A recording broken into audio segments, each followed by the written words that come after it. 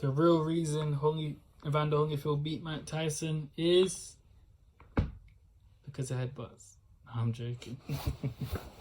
None of the Tyson fanboys will want me to say that. No, I thought it was quite interesting listening to Evander Holyfield, who was on Sky Sports, talked about his mindset leading up to the Tyson fight and how a lot of people wrote him off. People were sending him death threats.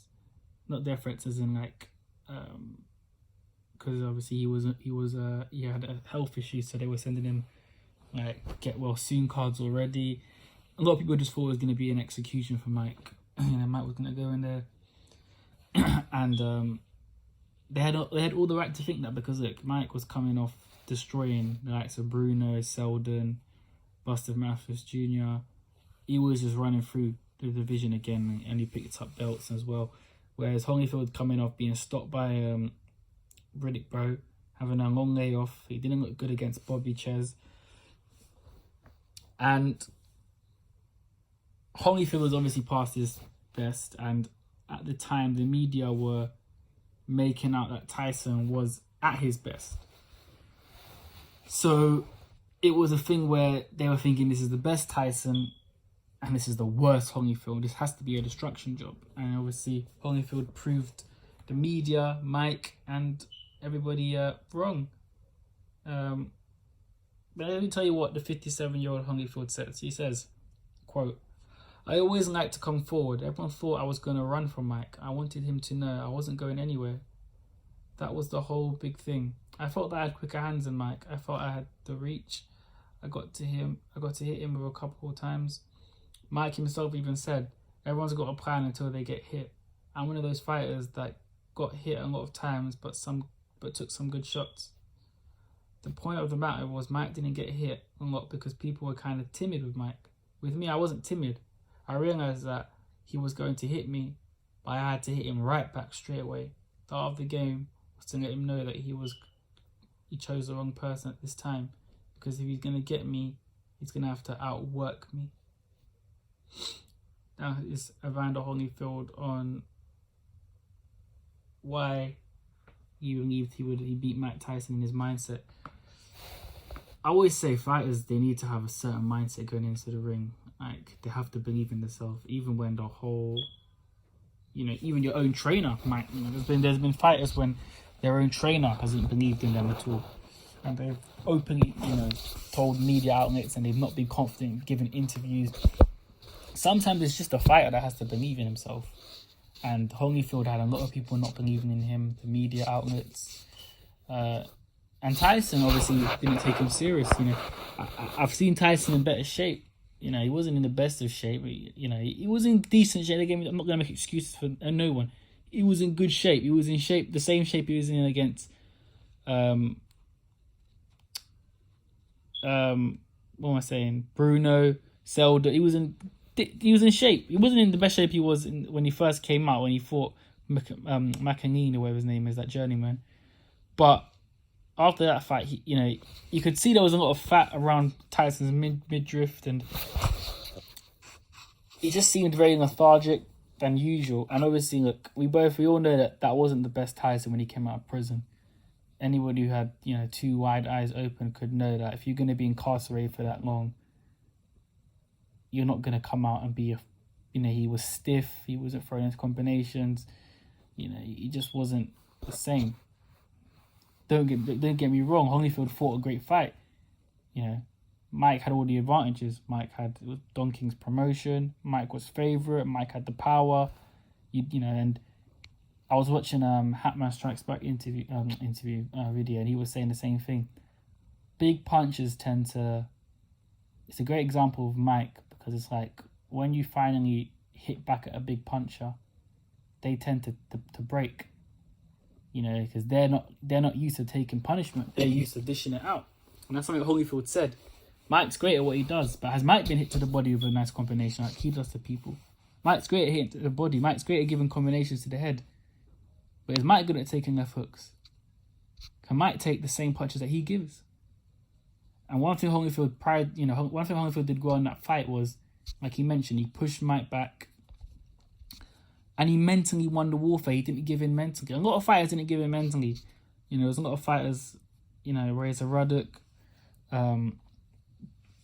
Pinkman Thomas, other guys that fought Tyson, they didn't give in mentally, but they didn't have the skill, so it wasn't even out. You know what I'm saying? There was guys that came in with heart, they didn't have the skill. There was guys that had the skill and the reach, but they didn't have the heart. Do you get what I'm saying? Holyfield had the reach, he had the experience, he had the heart, he had the chin, he had the feet, he had the jab, and he had the 12-round conditioning to do it. And Holyfield said it right. The only way Mike was going to beat him that night was if he outworked him. And Mike was not expecting a 12-round fight. Mike was expecting a blowout. Simple as that. Easy money. Great name on my resume.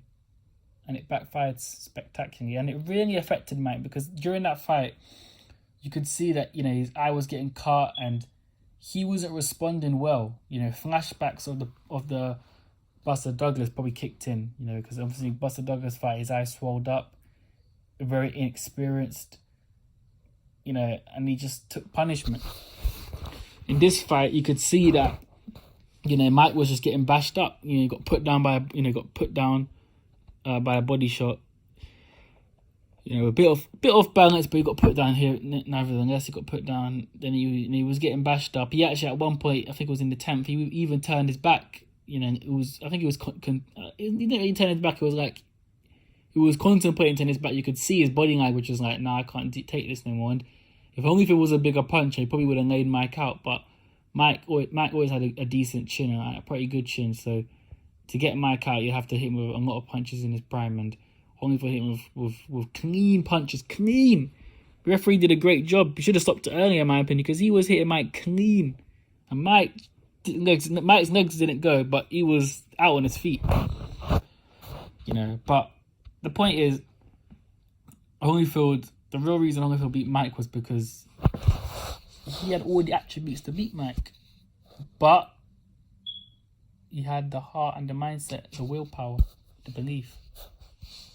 A lot of guys have attributes because most guys were taller than Mike, but they didn't have the skill and the willpower.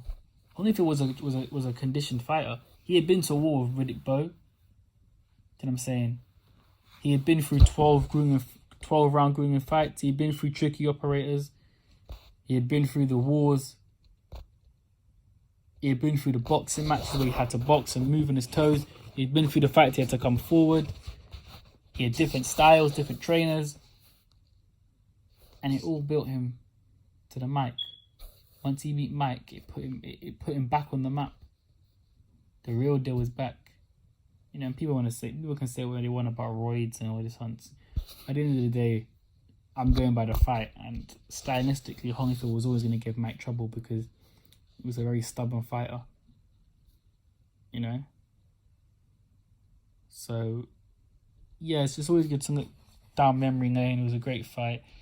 I wish I watched it live. You know, it was a great fight. It was a big upset, of course. People don't understand. People look at it now and think, yeah, Holyfield's an all-time great. What do you mean upset?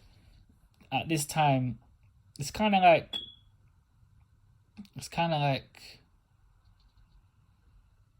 you know, Charles Martin, you know, becoming mandatory for Anthony Joshua or for Tyson Fury. And Charles Martin, former champion, but he's been beat, got knocked out by AJ. And then Charles Martin coming in and beating AJ. You know, or beating Tyson Fury. That's an upset. Big upset. No one's expecting a Charles Martin or someone at that level, a caliber, to do it. And to many neutral observers, Holyfield had gone down to that level. The guy had health issues. He had been out for the ring. He barely got through Bobby Ches. You know, people. You know, it's like he just didn't look good.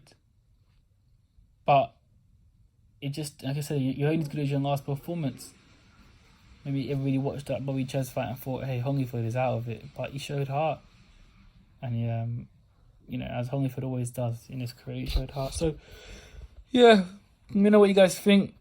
What else is the reason? Don't give me any stupid reason about headbutts. You know, Mike was one of the dirtiest fighters and he headbutt himself. You know, so it was even in that fight, he actually dived in himself and cut his own self by jumping in.